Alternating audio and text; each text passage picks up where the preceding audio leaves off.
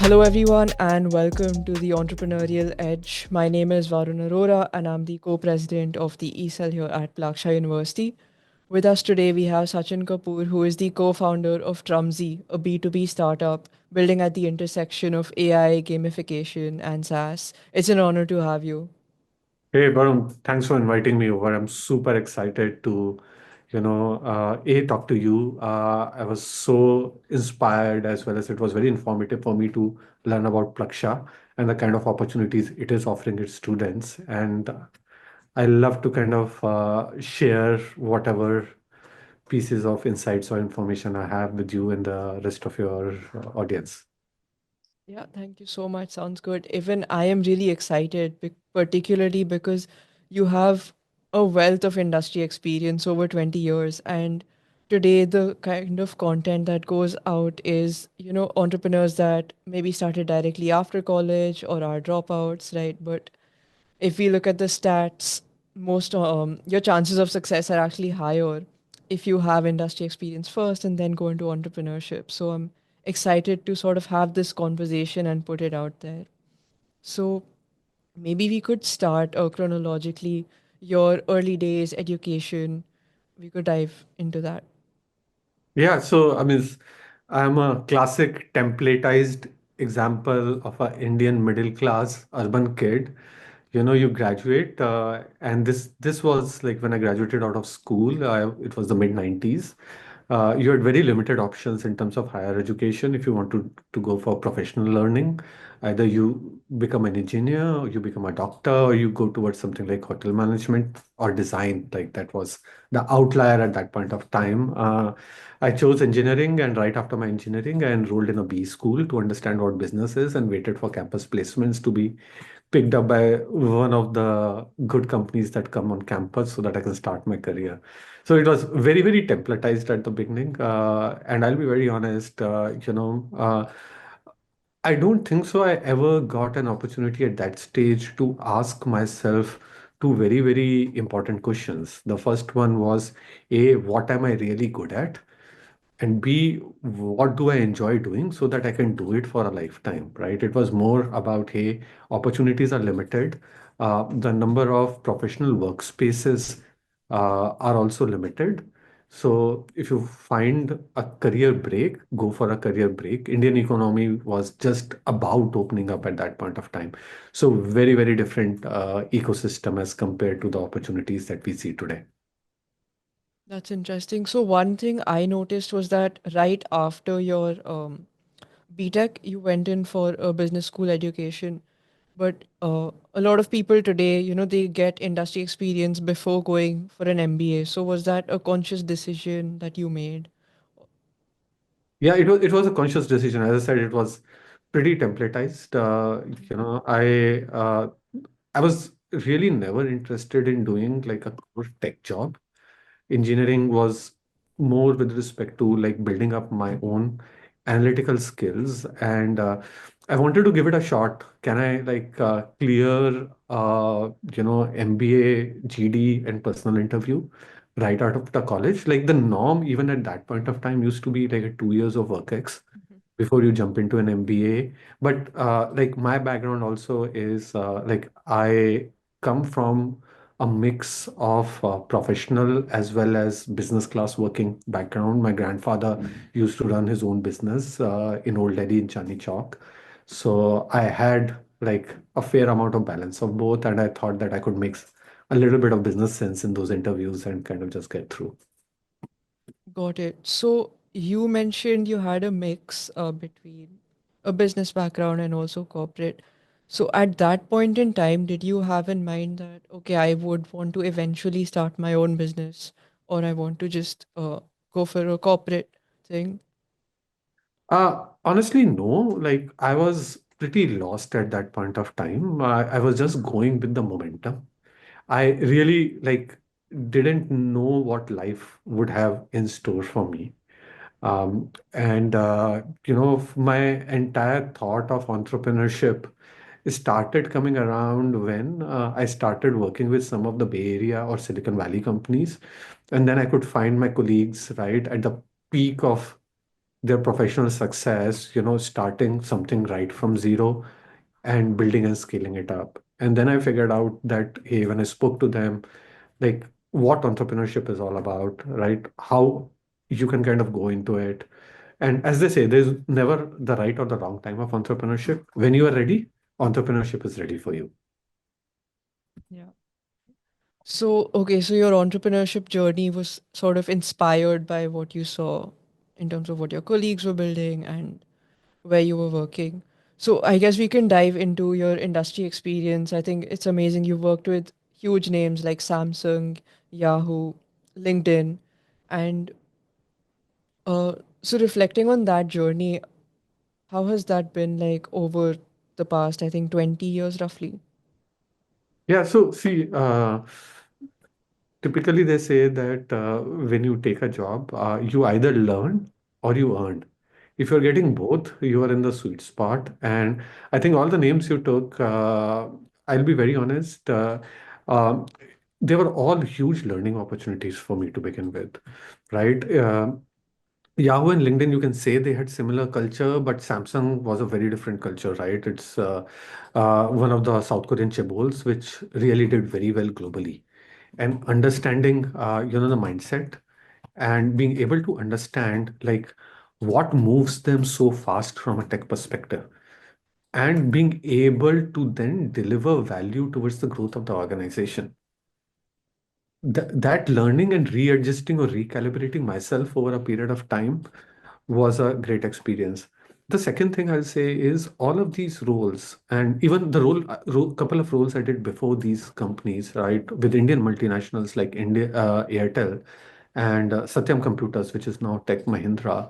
Like I got international roles where I had to travel a lot outside India, and just learning a about culture, b about how professional work and work ethics play out. I think that has been invaluable, and I feel that that made the difference right from my early days.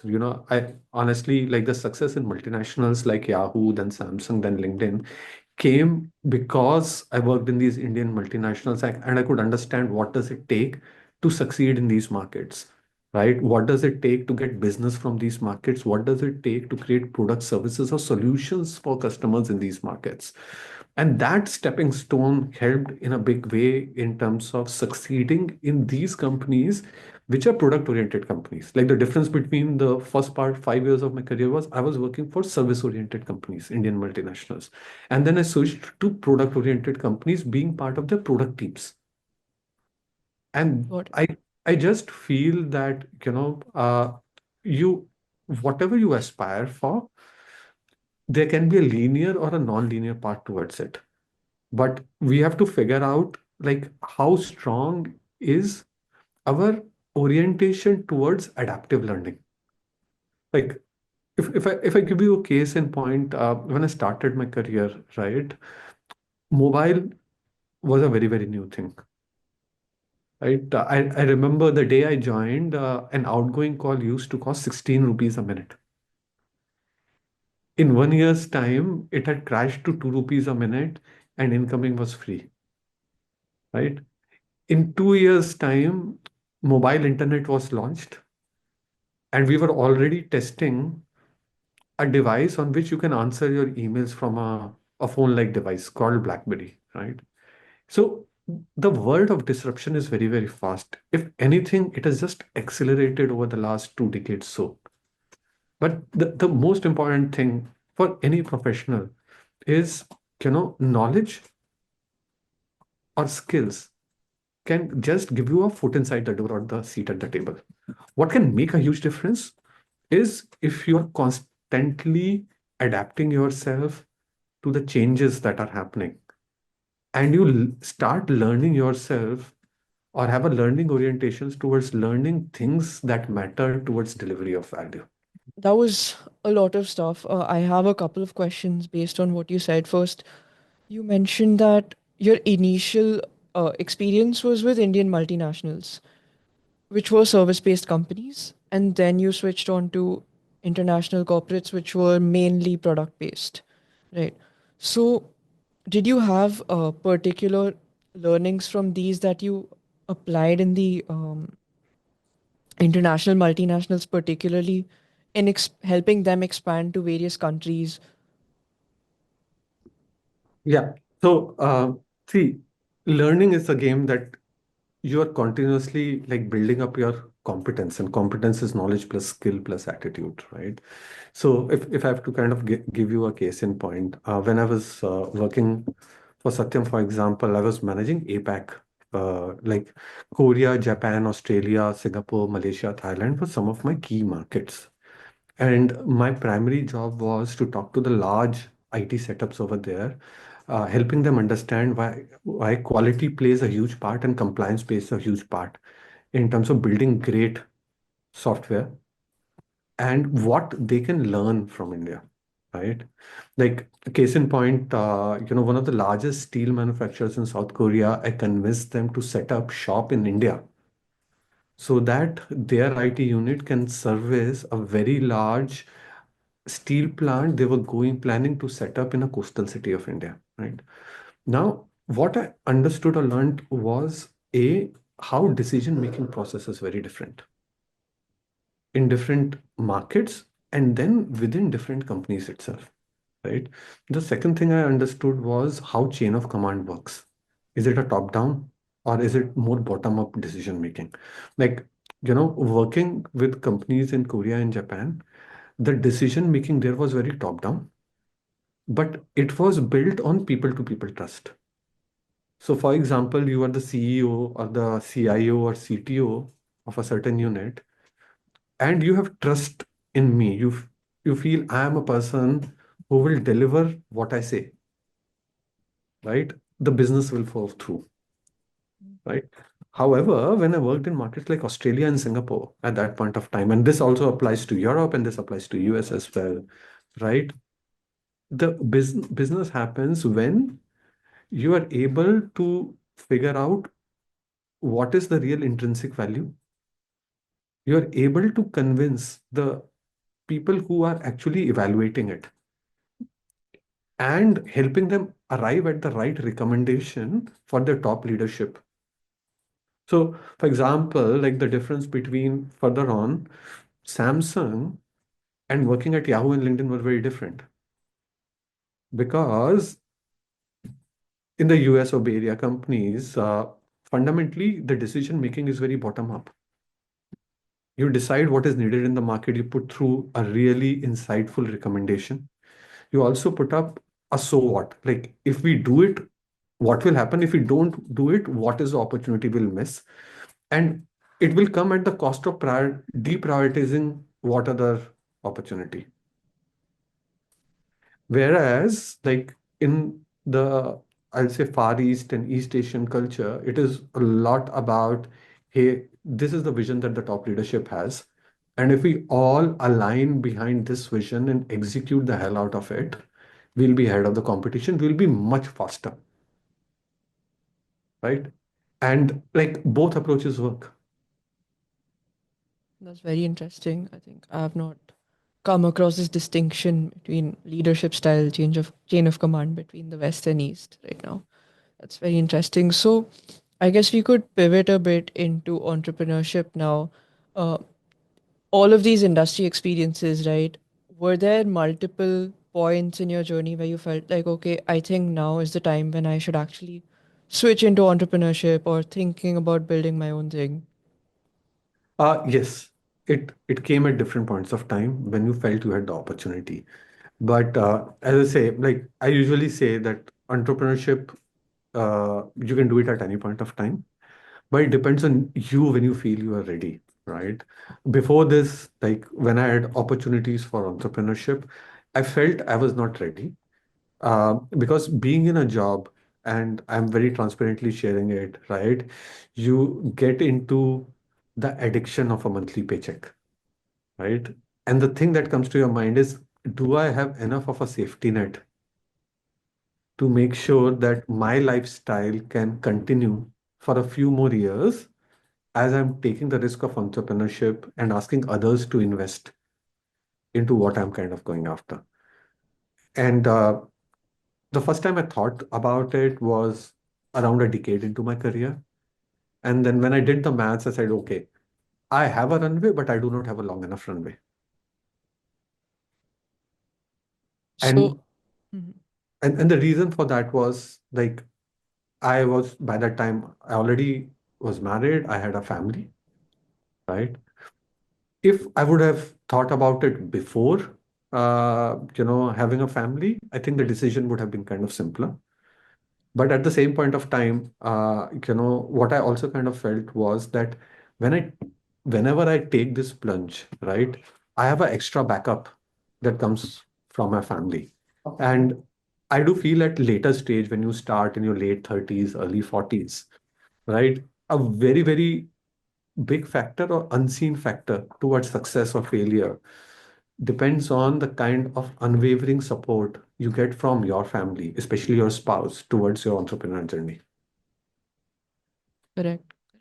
I think you have big startups being built by sort of duos, I would say. I mean, Mama Earth, one big example, right? That support matters a lot. So you mentioned the first sort of major consideration was 1 decade into your journey. Did you have an idea then, or was it just you considering entrepreneurship? So, see, entrepreneurship, um, your vision and idea are very tightly integrated with each other, right? You look at, hey, this is the opportunity. You feel very passionate about it because if you're not passionate about the idea, you will not be able to kind of go through the grind, right? And then you also kind of look at, how am I placed? Because when you jump into entrepreneurship, right, there are a lot of things that come into play, but the most important thing that comes into play is like, do I have the right people or the team to take the plunge along with me into this? Or do I have the capability to build the right kind of team? That makes like a night and day difference towards entrepreneurship. Idea, I say idea has to be looked into perspective, right? Because at the end of the day, when you go into entrepreneurship, your idea will evolve. It might even change completely. You might pivot. But what will always be very important is A, what are you trying to solve for? Would the need for it increase or decrease in the future, right? And would the opportunity statement continue to expand itself?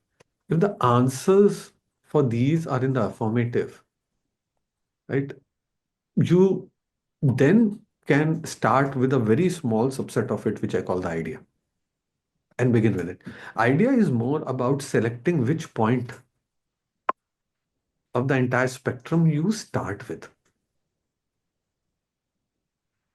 I think that's a great way to think about it. A lot of people struggle with this whole, I don't have an idea, I don't know where to start thing, right? I think and there was also this YC start where they analyzed all the companies they've invested in and they realized that, okay, the idea is actually not the most important, but sort of the market that the founder chooses to build in.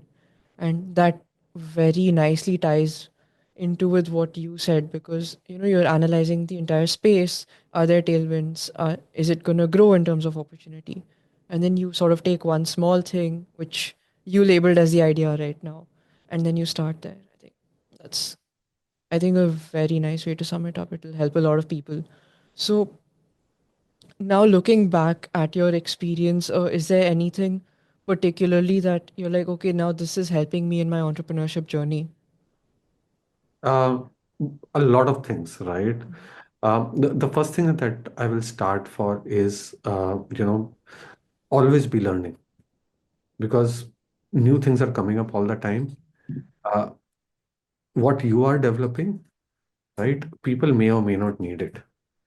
So while you are developing, right, make sure you're talking to as many relevant customers or users as possible, right? The more you talk, the more insights you gather, the higher is your probability to get it right. One. Second is you have to keep informing yourself that it is a iterative process. You will create something, it might hit 20%, 30%, 40%, 60%, right? You have to go back and then iterate and make it a better fit.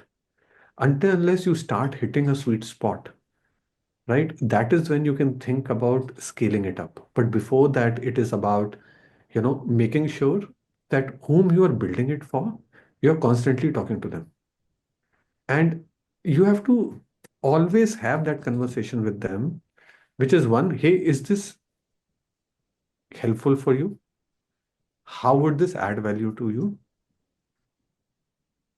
And also, if you have to make a change, how difficult or easy would that change be? Like working in large companies long enough, one thing I clearly understood that change is driven by inertia, right? There is a lot of hidden legacy costs related with change. And therefore, even if you build the most optimum solution, if the organization priority or energy is not towards change, you might have to wait for a very long time to bring that change about. And therefore, you have to think, hey, what is the path of least resistance towards its adoption? That, in my opinion, is the most difficult thing. You can get the product right, you can get the value proposition right, but bringing about that change in habit to start using the a more optimum product or a better product takes time. So, and then there's a split between B2C and B2B businesses, right? In B2C businesses, bringing about change is about just awareness. It is about your product being available at the right place at the right price and is being promoted the right way. But that's a super expensive thing to do. Mhm. And the cost for doing that is increasing at all points of time, right? But the thing is, once people use it, you can think about kind of growth. The resistance to change is relatively lower, especially for B2C products, which are high frequency purchases. Mhm. Things that you eat, things that you wear, right? Uh, Things that you use on a daily, weekly, monthly basis. Right? On the other side of things, B2B side of things, right? The biggest competitor for SaaS or AI, right? AI is, they say, is the biggest disruptor for SaaS. But the fact is, even SaaS penetration is not complete across the B2B sector. The biggest competitor for SaaS is even today an Excel spreadsheet. Tell Nice. me how many business processes, how many reports are still being run on spreadsheets today? Tell me how many people are writing analytics on top of spreadsheet with comments in an email and sending it across. And the system is working just fine, right? So to bring upon change in B2B, either it is something which is breaking the entire system and the company or your customer is in total need of help. They're looking for a man Friday in the form of you and your solution. Or it is that extra nugget that can latch on to what they're already doing and get a foot inside the door. And then you kind of like a balloon start to blow it up. So very, very different approaches depending on, what category of product you are in and how do you kind of bring upon adoption. And there's a huge tectonic shift that has happened in the last decade, right? If I look at the last decade, prior to 2022, it was all the focus or the buzz was a lot around the product that you are creating. Because creating a product used to consume anywhere between 40 to 60, 70% of your initial resources as a new business or a startup. But what has changed completely is today, adoption is the much bigger game. Creating a product, like if you know what people need, you can come back and maybe create it in a week or 2 weeks time and just kind of have a working prototype there. So the cost of developing product is shrinking and the cost of adoption is expanding in a very big way. So is this shift where people are now trying to get people to adopt it before building it out fully? Is there also a shift in terms of the way these kind of startups operate, where maybe they release early access list or a waiting list, they kind of see the response, and then they go on to build their product? Yeah, there are multiple techniques being used. Like, for example, in B2C, say you want to kind of start a skincare product that helps you have, say, burn-free shaving, right? Both of us are males, let's talk about it. Hmm. Now, if you have to launch a product like that and you're not sure about the product, what you will do is you will take a fake name, you'll quickly put up a information site about it. You will start blasting it using emails and WhatsApp and SMS and other channels and see how many people are coming and kind of looking at the product and just expressing interest over it. You're never going to launch with that brand name, right? But you want to just check how much of the demand there is. So there's one technique on the B2C side to kind of do it, right? The other is doing sampling or bundling with already selling products and see if people come back and say, hey, where can I buy this product? You've not even kind of built huge quantities. You have just kind of produced enough quantities for sampling at a very low budget, right? On the B2B side of things, it's about charter customers, which means you know the problem you want to solve. You go to the people who are most likely to have that problem. You talk to them and you say, hey, can I help you build a solution? Would you become a charter customer of mine? It may cost you very little or it might not cost you at all. But I will need to understand better what you need so that I can come and build a solution. And then you work around the solution and then you start measuring it. You close the loop in terms of the amount of value the solution is delivering versus the value the charter customer wanted, right? And then you go back and say, hey, is this solution that will be applicable to not only this customer, but other similar customers like this customer from a vertical perspective? And then you start to fine tune it, make it more generally available and scale it up. So these are just two of the techniques, for example, but there are multiple techniques available in terms of how would you ascertain, adaptability or adoption. Mhm.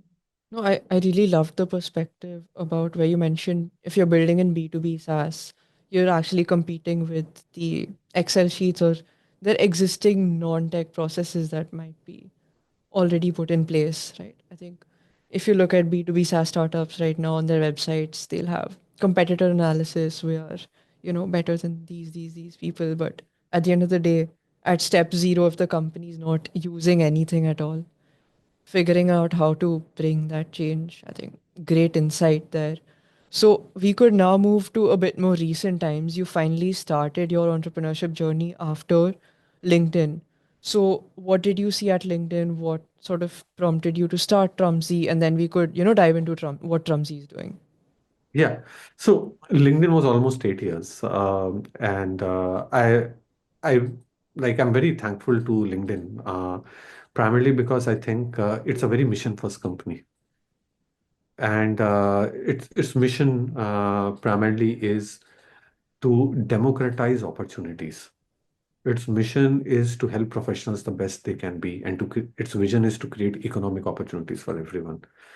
And it is a business which does well as a business, but it does good for the society as well, right? It One of the big disruptions that LinkedIn, for example, brought in India in the APAC region was helping job opportunities available remotely, right? If you have the talent and the skill, it doesn't matter which part of the country, which part of the world you are from, right? If you're up to it, you will have access to that opportunity and you will be able to kind of get that opportunity, right? Started with jobs, then started with opportunities with respect to growing your business as well, right? And at LinkedIn, the culture was internally our employees always come first and talk direct but care deeply. I feel a lot of these things played a very vital role in terms of me like understanding like how if you start creating a business that is focused on a mission, if you create a business that has a very strong team culture and you're very, very strong on your ethics and values, right? It will have a huge moat associated with it. Like if you look at LinkedIn, it was the last to take off amongst all the social networks. Though it being one of the first social networks, like LinkedIn got founded even before Facebook, as a matter of fact. It is the oldest social network. But the quality of interactions and value generated per interaction in LinkedIn is multiples of any other social network you'll find. And the trust in the network is at all times high. It continues to kind of grow because eventually focusing on the right things, focusing on the mission, help you build a trusted platform. And this is like something I've carried forward at Trumsy as well, because when you are an entrepreneur, you have to sell all the time. And when you sell, right, it is only a very small fraction when people buy because the price is too great. There's a very small instance of time people buy because there is no alternative, or what is called TINA, TINA, right? A lot of times in a free market, you buy basis trust. And every entrepreneur, your job is to create trust amongst your investors, create trust amongst your early team members or your founding team, create trust among your co-founders, create trust amongst your services in terms of your early customers or charter customers, because then they will become your net promoters. And trust is something that comes only when you do one thing very well. You undercommit and you overdeliver.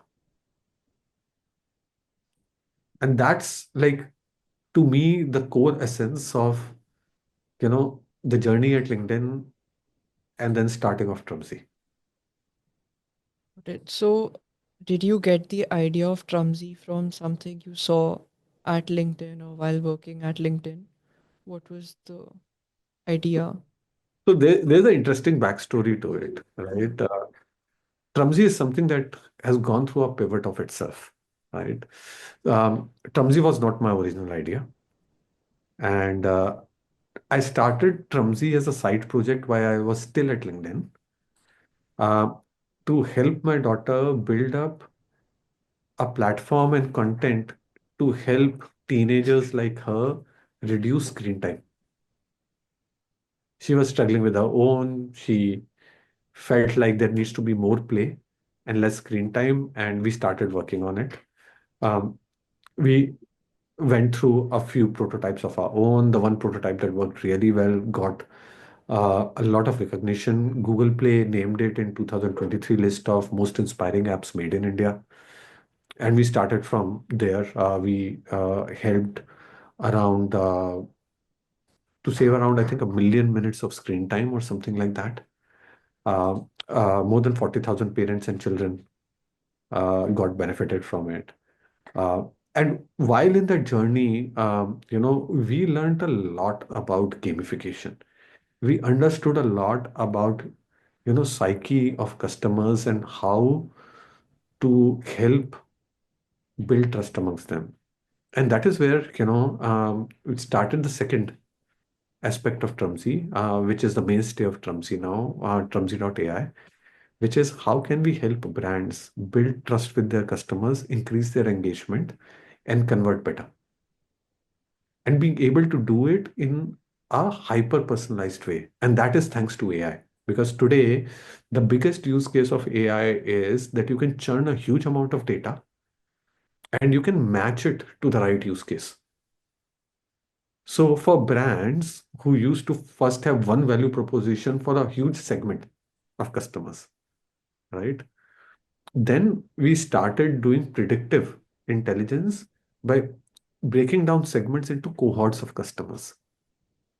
And the next big revolution is that you can personalize it for every customer. provided you have the right data, you have the right insight, and then you have the right gamification element to enhance that customer or user journey to A, increase engagement by building trust and then leading to a conversion. That is exactly what we are doing. And what we are doing is, a process that used to take weeks or months. By using technology in the right way, we are able to get brands started with this journey in just a few minutes. Very interesting. So, yeah, that is actually one of the questions I had. I have been following your journey since a while, and I noticed, you first started with helping kids reduce screen time, and then now you're building the B2B SaaS. So, is it really a pivot, or are you running both the things side by side? What does it look like right now? So I right now I spend relatively much lesser time on the screen reduction part of the mission we have because that is primarily led by my daughter Naisha. And Okay. once we build the platform and the system and the processes, like she's independent enough to kind of run that part of the business. I've always been someone who's loved growth, like either like helping the brands I worked for grow or as a service provider, like help other brands and companies grow. So growth is something that comes naturally to me. I'm always excited about whoever I meet. Hey, what are your growth targets? What are the initiatives you are taking, right? What are the parameters you've kept in mind, right? What can be the potential things that can make you successful? And that really kind of gets the blood circulation in my mind. And therefore, like going and helping people in the growth journey came naturally. And therefore, I said, hey, what is the best way to help people in the growth journey? And it turned out that, a lot of people are struggling with converting the leads they're getting. Today, if you want to start to get leads, it can take you less than half an hour to be live on Google ads and put a campaign out there, you'll start getting leads. Like Meta, you're maybe even faster. One or two creators, it even creates creators for you. And click to message, people are receiving WhatsApp messages and they are kind of just responding to a yes or a no or a click, and you are getting a lead, right? It is as simple as that. But once you get a lead, right, it becomes a factor of how much time people are engaging with you, right? And it is very tough digitally these days. Like I have seen businesses who have resorted to calling, and calling is very, very expensive. Like I get a lead within 30 seconds, one of my guys will call, and I said, how scalable is it? Right? Initially, you might be able to do it, but you will burn a lot of money. At some point of time, you will need to have a fair portfolio mix only where certain use cases, certain cohorts of customers which are hard to convert digitally, only those you are converting via calling. The rest of them you are actually converting through your online flows. But you are giving them enough of a message that listen, A, I can solve what you're looking for. B, I understand your requirements very well. And C, like you can trust us that you will receive a better value than you are perceiving at your point of purchase right now, right? How do you do it? And that's really, how we are kind of implementing all the information, intelligence, and science that we have. Very interesting. So, this was one small question around the reducing screen time part of Trumsy. How do you measure the reduction really? Do you compare, previously before Trumsy, how much screen time versus after? How do you measure the reduction exactly? Yeah, we had a like an amazing journey around it. Okay. So when we thought the first thing, the first thought that occurred to us was boss lock and key, right? We went around and we actually looked at it that there was already $1 billion digital lock and key industry available, which are called screen control apps, Mhm. right? Yeah. You control, like parents can control devices of children, you can control your network equipment, right? You can also control which sites to access, which sites not to access. When we went deeper, we figured out there's a huge churn problem in that industry. Why? Because children will find a technical or a emotional hack around it, right? Correct. Yeah. So the technical hack, I won't go into, everybody understands Mm. that. Emotional hacks were super interesting from our learning journey. Like one emotional hack we kind of figured out, like apart from like really like emotionally pressurizing your parents, was children were doing homework of other children in exchange for screen times on their friends' phones, Wow.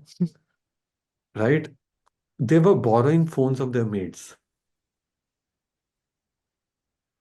So, and the smarter ones, like they were installing VPNs, which half of their parents were not even aware of that they are using the VPNs to bypass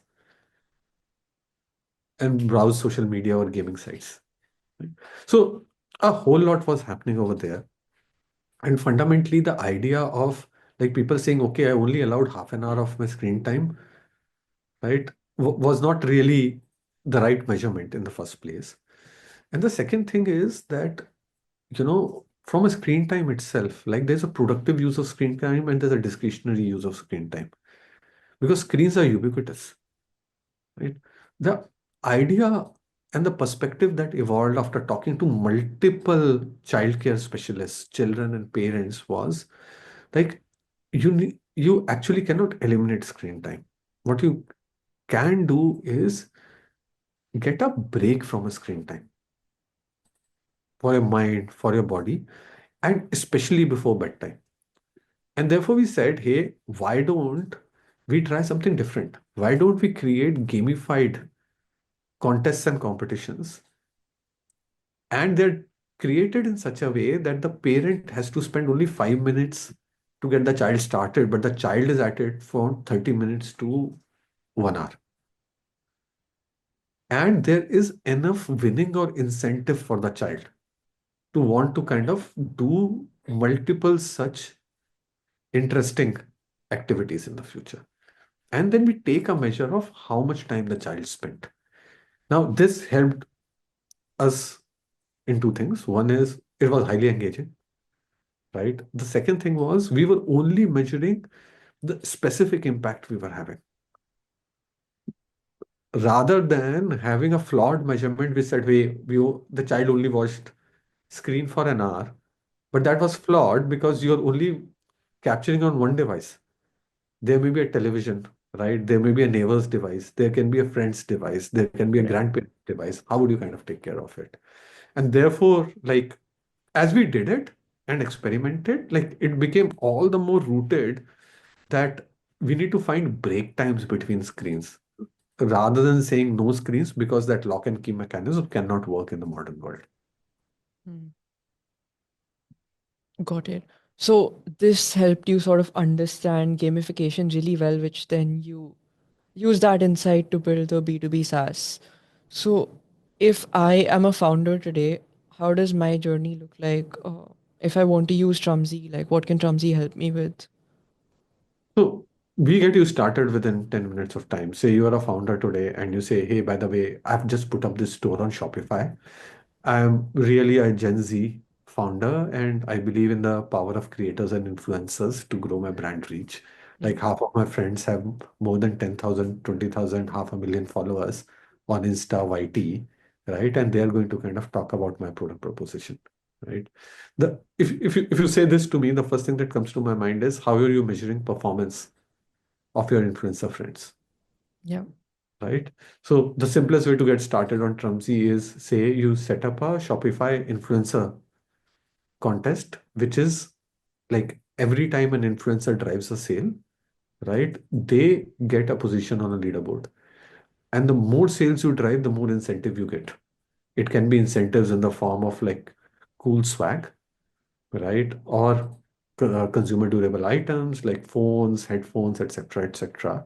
Or it can be just based on a point system where you are actually paying them money depending on what you. So this is the simplest way to get started. 5 minutes time, we are already integrated with Shopify. All we need is authorization code. And here you are actually driving your channel, which is influencers, to get more business for you as a startup founder. So while an influencer may sell their reach to you, you are driving performance out of it, Mm. right? Similarly, you are a brand, and you say, hey, you know what? Uh, I've made this really cool oats, which is a healthy breakfast, and I want the oats culture to come in. Great thing, right? Say, hey, but how would you inform you have a Maggie problem? What is a Maggie problem or the Kellogg's problem? Like people know only one use case of oats, which is boil the oats and put some salt on top of it and eat, Mm. right? They say, no, I have 200 recipes in oats. So, okay, fair enough. How would you inform people about it? It's why don't we use our product packaging and say, hey, by the way, there's an exciting contest happening.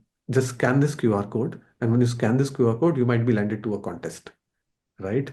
And it might require you to do simple things. But when you do those simple things, you are in reverse being informed about a new exciting application of foods.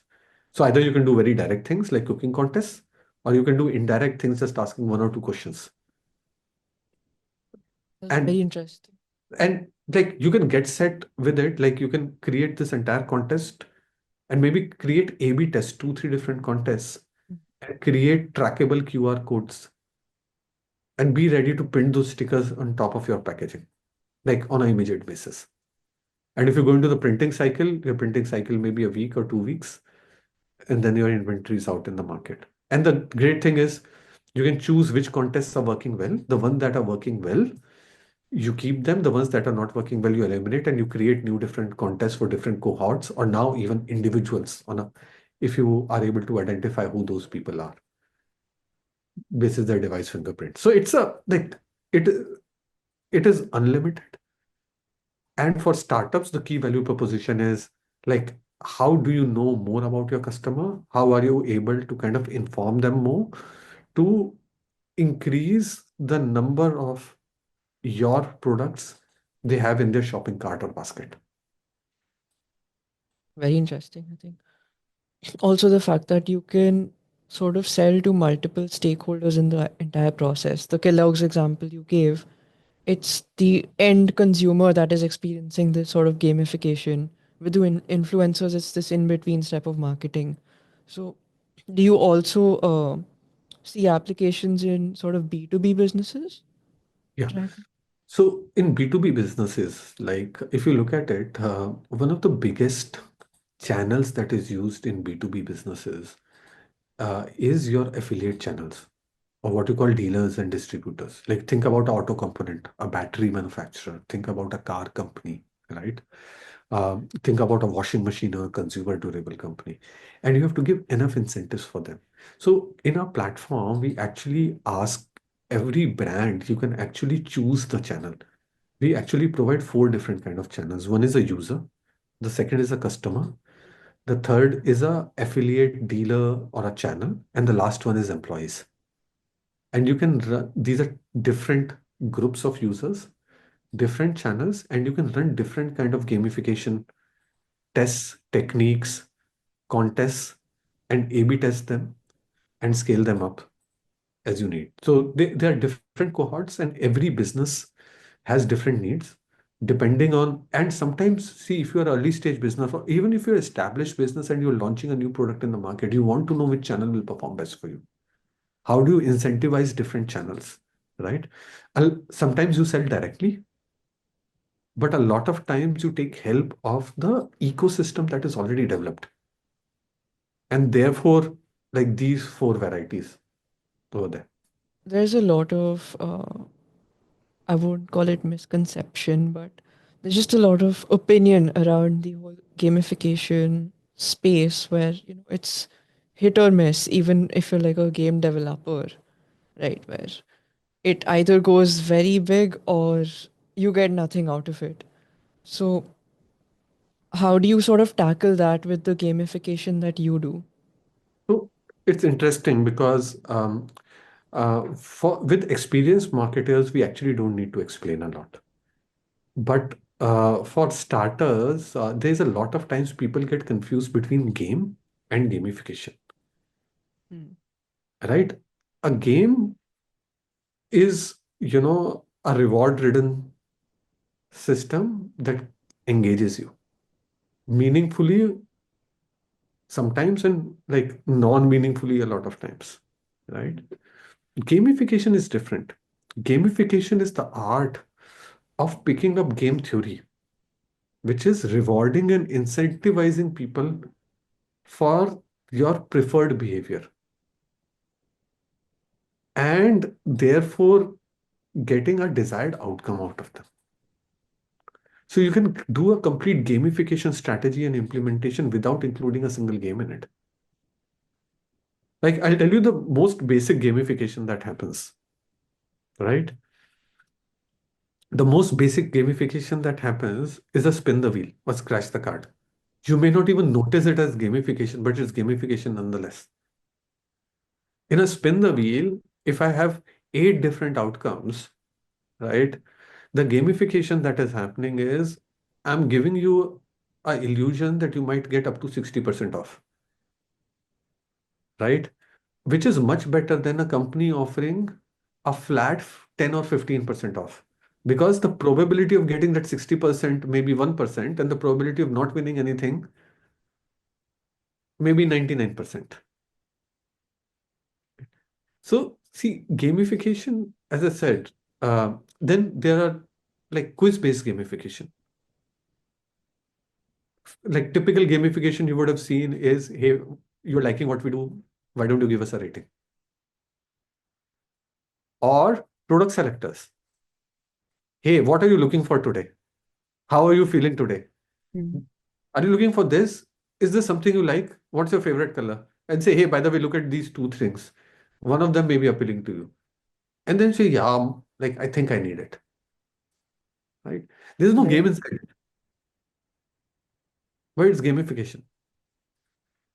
Right. And by the way, the moment you made a purchase, says, hey, by the way, right? If you come again and purchase, here's a 20% coupon which is valid for the next 30 days. We are gamifying the process of engagement. You can use a game, but that game sometimes is used just as an early hook. The focus on gamification is always on the data and the metrics and the outcomes. Are you doing yield management of your rewards using gamification? If you give 10% off or 15% off, that is going away from your bottom line. But if you use scratch cards, spin the wheel, slot machine, product selectors, right? And differential discount coupons, you might be able to reduce that to say 8% of spend versus 10% of spend. That 2% goes directly to your bottom line. And that is really where kind of gamification and optimization of your gamification in your user journey. The challenge the world had so far was doing this used to require very long periods of time and getting it right. And then somebody will come and disrupt and you have to readjust it all over again. The disruption that we are bringing is you can do it much faster in minutes or hours. And you can test multiple things simultaneously to be able to get the right gamification for the right customer segment, cohort, or even an individual now. So, in general, I mean, on a case by case basis, depending on the company, etc., obviously different forms of gamification, different areas of gamification would give them sort of different impact. Some would do very well in one area while the others won't. But in general, if a company comes to you, is there some place where for sure they can see, the highest quantifiable impact by utilizing gamification? Yeah, it's actually this is a great question, Varun, by the way, and let me kind of help break it down for you, right? Sure. So we believe, our core value proposition is helping you sell better, helping you convert more, right? And we work as an outcome as a service, which means that, we will get incentivized as we help you hit and achieve your targets, right? When a company comes to us, the first thing we always ask a company is like, is this your most important process from a revenue perspective? Because if you try to do gamification from a in a process which is not the most important from a revenue perspective, you are actually not kind of going after the biggest impact, right? Number one. Number two, like, do you have a measure of currently how much are you spending and what are the returns you are getting? If they don't, that is the first thing we start with doing. Asking them questions, doing discovery to put a common picture out on the table that, hey, this is where we are. And then we move to the next part, which is, okay, this is what we want to impact. And then like help them like collect data. Today, like the good thing is most platforms and systems have integrated with analytics software like Web Engage, Mo Engage, Google Firebase, etc., where the data is available, right? And you can analyze this data to figure out, right, where exactly you need better engagement. And therefore, that gives you leads with respect to, hey, these are the points we need to start doing some A/B tests basis the user behavior insights that we already have and the data that we have. So while like the output looks super fun, the decision making is totally based on data, understanding of buyer or buying preferences and how to continuously adapt to them. And what the choice of what to use actually comes after we've done this analysis and say, hey, out of the say 150 options available in gamification, this one option makes sense. And then it is never a solo point that I will just introduce this game element, right? It is about, okay, is it a first time user or is it a repeat user, right? For first time users, maybe information about the brand is very important. So how can we break gamification in stages, like 2 stages, 3 stages, 4 stages? And every stage we are just building upon the customer experience, leading to the final conversion. So it is like it's not a point solution, it's a multi-stage solution. It depends on the insights and data that are already there. And B, it depends on quick experimentation and rapid prototyping. See, if you are able to create experiments in minutes, you'll be able to experiment much faster than your competitors. And that's a competitive edge in itself to find the right solution, being able to deploy it before your competitor does. Great. I think one interesting thing to me was the amount of sort of data science that goes into this whole gamification process. Very interesting to me because I'm actually doing a data science course here at university, and they have not sort of brought out how gamification is such a big, uh, prospect of what I can do later on. I think a lot of people talk about, fintech, analyzing data, investments, but gamification has not been spoken of as such a big application of data science. Very interesting. So you look at all of these, Zero Dha, Grow, right? Stock Pay, like they are pure gamification engines to begin with. Even if you go to us, like create a profile on a Snap, right? It will gamify it, say 20% complete, 30% Mm. complete, 70% complete. And see, what happens is the leaders or the large players in the industry, they have deep pockets to create in-house teams that can do gamification, right? They have deep pockets to create. Like, for example, say Meta and Google for the first ones to bring data science and analytics and, being able to use their user data to target better, right? But then, like companies like Mo Engage, Web Engage, they figured out that it is literally like an application layer that they can offer to everybody else so that everybody does not need to invest that much. And similarly is with gamification. Like the era we are getting into gamification thanks to AI and personalization today is it's not just large companies with loads of product management and data science employees or teams who should be able to do it well. It is a plug and play service that any company, right, be it traditional or be it a startup or mid-sized company, can use it now because it is available as a service in itself that can just plug and play.